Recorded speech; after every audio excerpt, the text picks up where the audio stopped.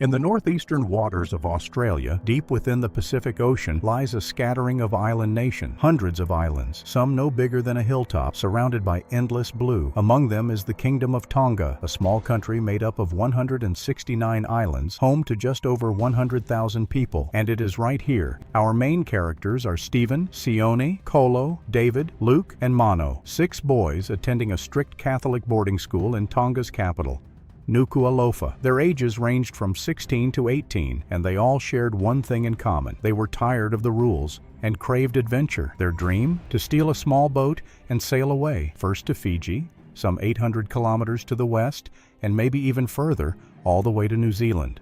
But there was a problem. They didn't have a boat, so one evening they decided to steal a local fisherman's boat.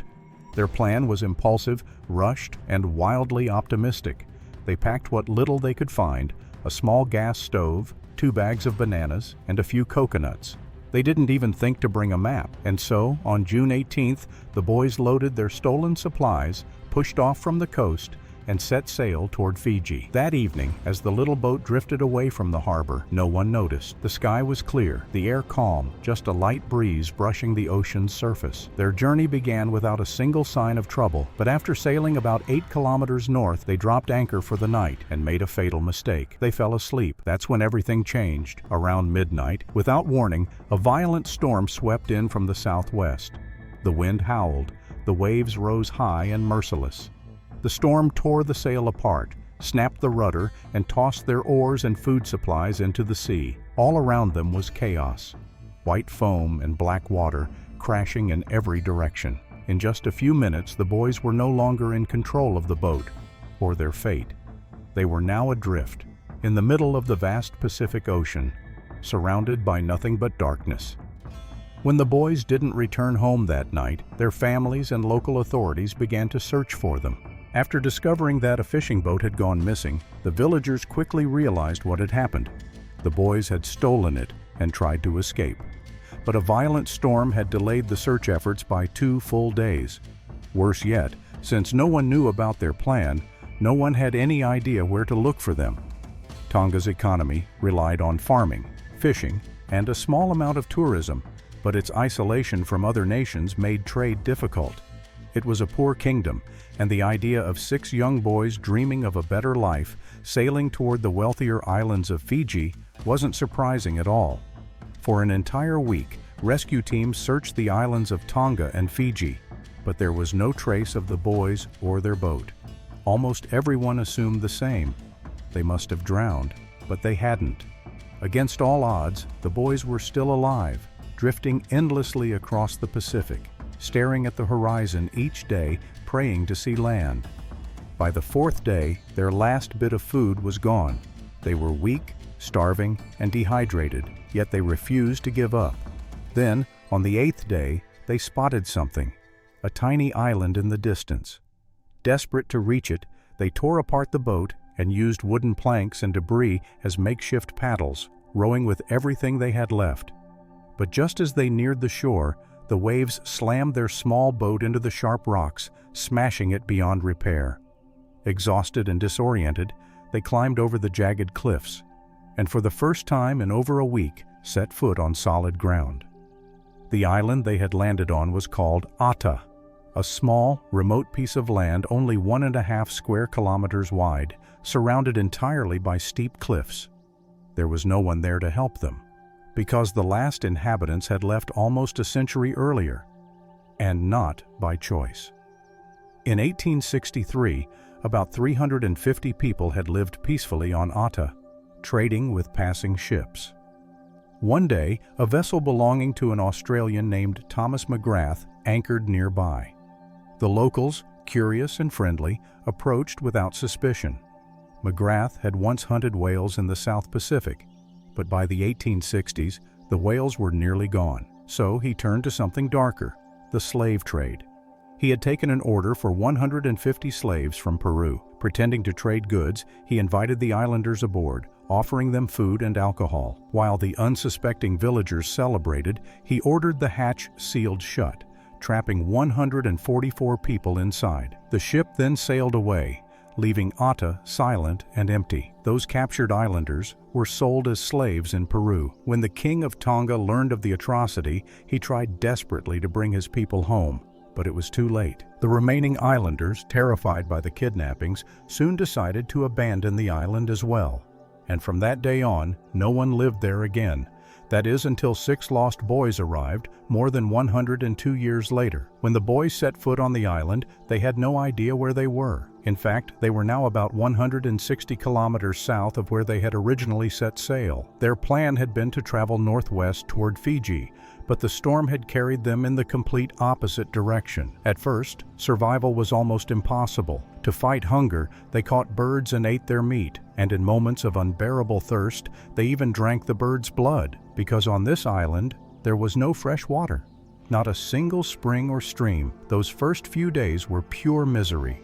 But once they regained a bit of strength, they began to explore. Climbing to the top of the island, they discovered the remains of an ancient volcanic crater, filled with signs of the people who had once lived there. There were wild taro plants, banana trees, old clay pots, and even roughly made knives. And then, something truly unexpected, wild chickens. These chickens were descendants of the ones left behind by the island's original inhabitants over a century earlier. Somehow, they had survived and multiplied.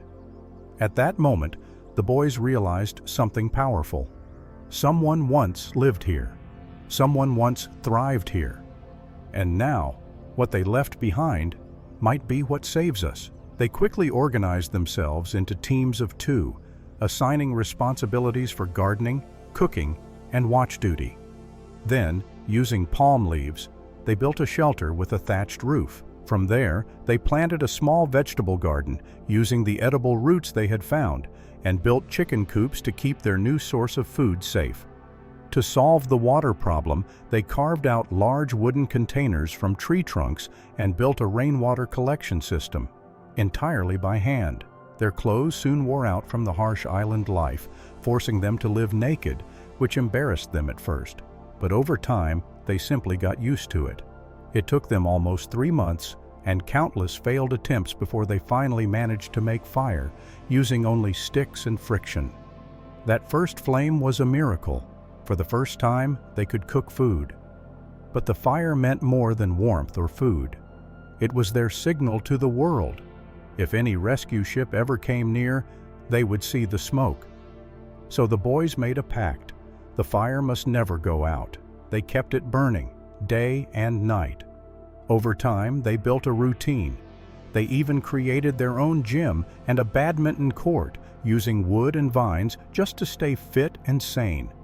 Everything they made, every wall, every tool, every game, was built with their own hands and unyielding determination. They had one shared goal: to survive. And they knew that working together was their only hope. You might be wondering, in a group of 6 teenage boys, didn't they ever fight? Of course they did. But whenever an argument broke out, the rule was simple. The ones who disagreed would go to opposite ends of the island, sit alone for a few hours, calm down, and then come back to talk it out peacefully. They always found a solution that worked for everyone. Most of the time, though, they got along incredibly well. At night, they gathered around their fire, singing songs to the sound of a makeshift guitar they had built from wood, nails, and wire salvaged from the wrecked boat.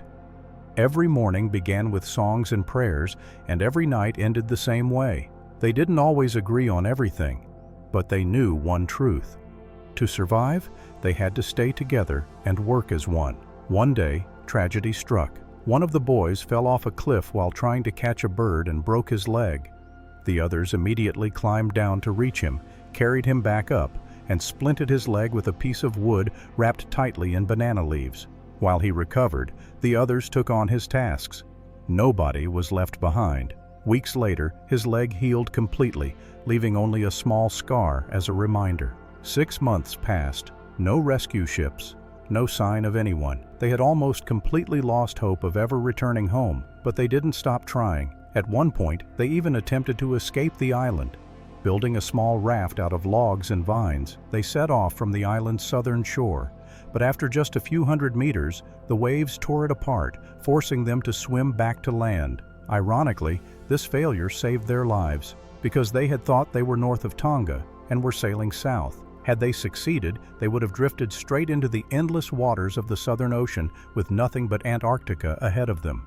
Then, after 15 long months, something extraordinary happened. On September 11, 1966, an Australian fisherman named Peter Warner was sailing near the long-abandoned island, scouting for new fishing grounds. Through the mist, he noticed burnt patches of grass on the cliffs, strange signs of fire. Moments later, he heard something else, a faint scream.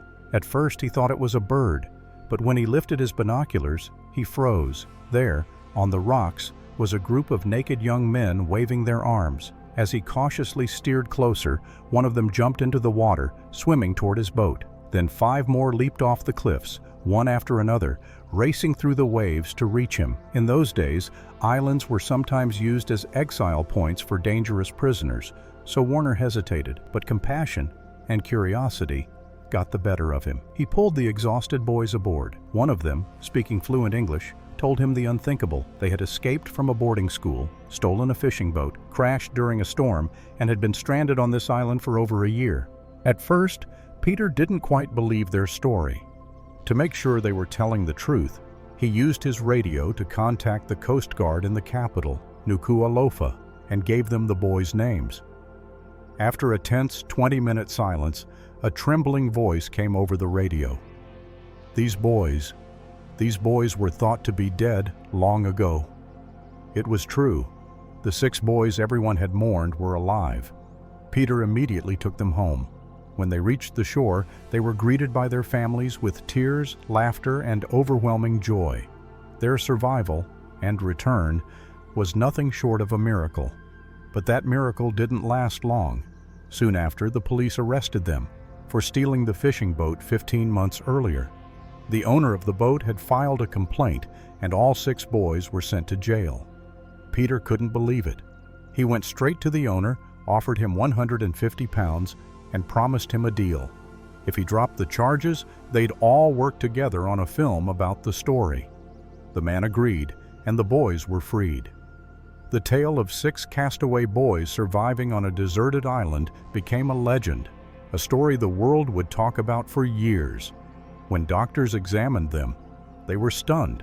All 6 were in perfect health, and the boy with the broken leg had a bone that had healed flawlessly, as if it had been set by a surgeon. Peter Warner became a national hero. He soon built a new ship and named it Ata, after the island that had tested and saved them. He invited the boys to return to the island to film a documentary, and later offered them all jobs as crew members, giving them a chance to see the world beyond Tonga. This story is a powerful reminder that even in isolation, humanity, compassion, and teamwork can triumph. Despite small disagreements, they lived together in harmony. They found water, built shelter, and shared their duties equally. In a situation where human nature might normally turn violent or desperate, these 6 boys showed the opposite: resilience, empathy, and kindness. Unlike many survival tales filled with madness and brutality, this one proved that not every disaster ends in chaos. And maybe it's a bit of a cliché, but given our theme today, if you were stranded on an island, what 3 things would you want to have with you? Share your thoughts in the comments. And if you haven't already, please remember to subscribe and like the video. Now, I'm off to prepare our next story. Take care of yourselves, and see you soon.